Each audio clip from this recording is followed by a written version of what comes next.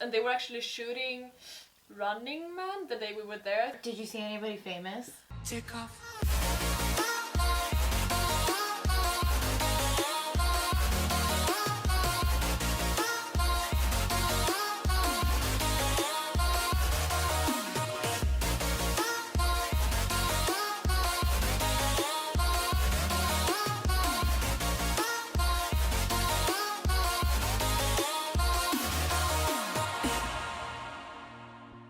Hello everybody, this is Gina Bear reporting to you for duty, and today I want to talk about being a student in Korea. Now, a lot of you guys keep asking me about teacher stuff, but have you ever thought about actually studying here? And that's why I have the lovely Ita, who was a student in Korea, and she has a lot of great info to share with you guys.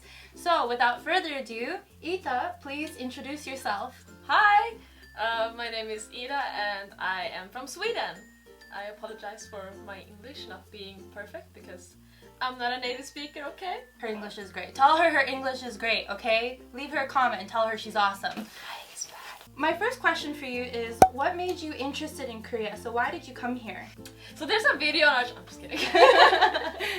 Long story short, I found K-pop through YouTube. I got interested in K-pop and then my friend wanted to come here to study, so I came with her. Wow, so you just jumped the broom. You just said, alright, let's go. And they just came. Yeah, pretty much. My next question for you is, how did you apply to study in Korea? Was there a process that you had to go through or paperwork that you had to fill out? Can you tell us more about that? Okay, so the thing is, I did not apply on my own. I went through this Swedish homepage. It's called Blueberry, if anyone is Swedish.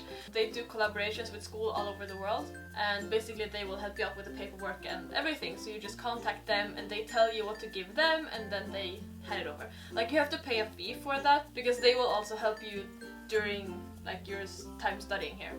So if something happens, you can contact them and they will contact the school. At your school, what kinds of things did you study?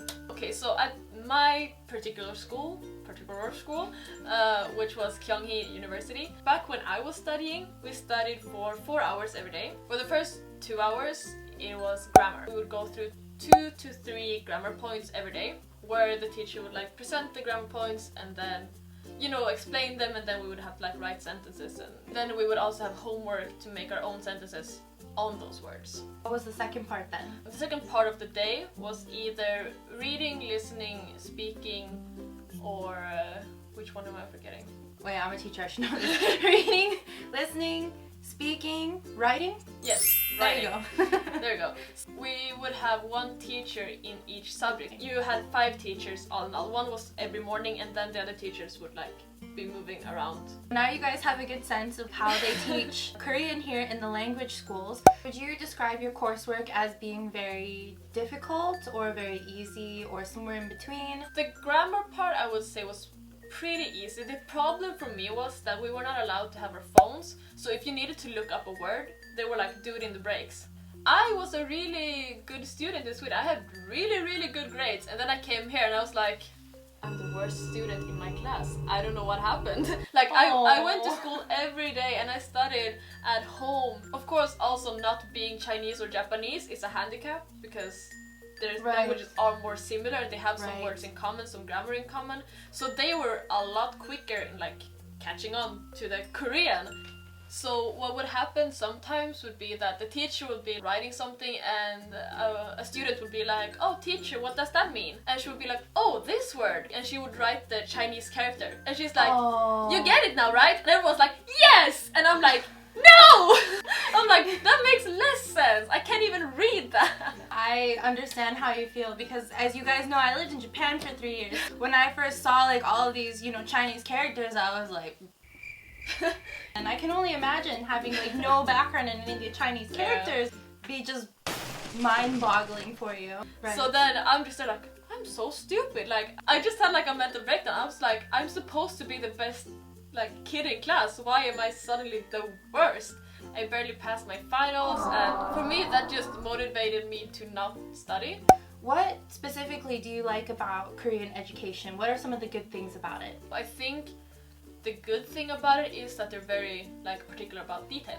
Yes. So a lot of people who actually studied well, they have really good Korean. The teachers actually helped you out a lot. So I was expecting them to be like, you're late, go die. Oh my Kinda God. like that. Because that's like me reading up in Korea before coming, that's the like impression I got. A lot of them had a lot of AU because all of our teachers were female. Like a teacher dropped her whiteboard marker. You know, she was just like, you know, the way someone reacts when they see like a cockroach. But she dropped her pen and she was like, oh my God, okay. And I'm like, pick it up. But like they were really nice, real fun like that. So My next question, we're going to talk about the fun stuff, is what were some of your best experiences as a student here in Korea? like I guess this isn't a fun memory, but it's fun to hear. So tell us about that. What happened? They put everyone in buses. They drive us for a couple of hours out of Seoul. We went to this like old village. Like a traditional village? Yeah, or- like okay. a Hanok village. How fun. I love that kind of stuff. Yeah, so but it was like the really old, like they use it for dramas, and they were actually shooting Running Man the day we were there. Did you see anybody famous? I have no idea. we peeked over this like fence and we could see them shooting, but they had like guards standing there. Like they didn't tell you to not watch, but if you pulled up your phone, they would be like, "No, get down." So you guys were being bad little kids, you know, just like peeking up over the fence, like, what's Yeah, up? pretty much. So this field trip, what was the educational aspect of it? Was it just to learn Well, about history, traditional? yeah. Okay, traditional Korea. What we learned today in the traditional field trip was that Running Man and dramas get filmed there. Yeah, it's cool. As a student, were you able to have a part-time job? Yes. After you have been in a school for 6 months in Korea, you can upgrade your student visa to allow for part-time jobs. I had a part-time job the last 5 months maybe. What was your part-time job, if you don't mind sharing with everybody? It's okay. I was a waitress at this pub, I guess, in Itaewon. It's one of the biggest pubs, so it was very busy. How did you get your part-time job? Did you apply, or did you know somebody that helped you out, or how did you do that? But I had a friend who pretty much knows all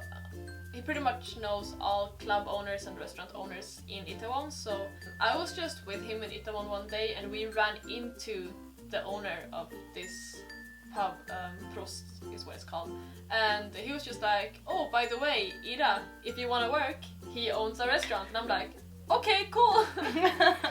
So, any closing thoughts, Ita?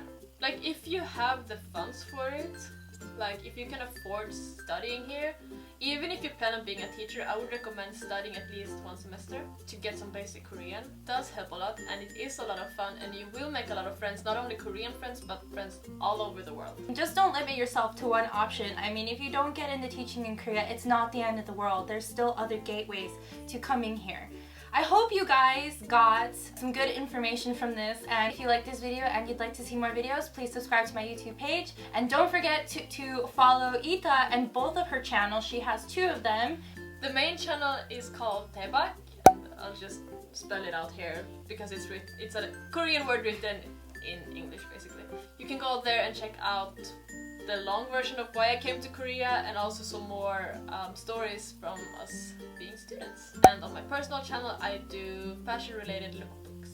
Links will be down below for both of them. We're gonna be filming a collaboration on Ita's channel. If you want to see us fail miserably at Pictionary, check it out. Other than that, Gina Bear, signing out. Just tell me where you wanna go.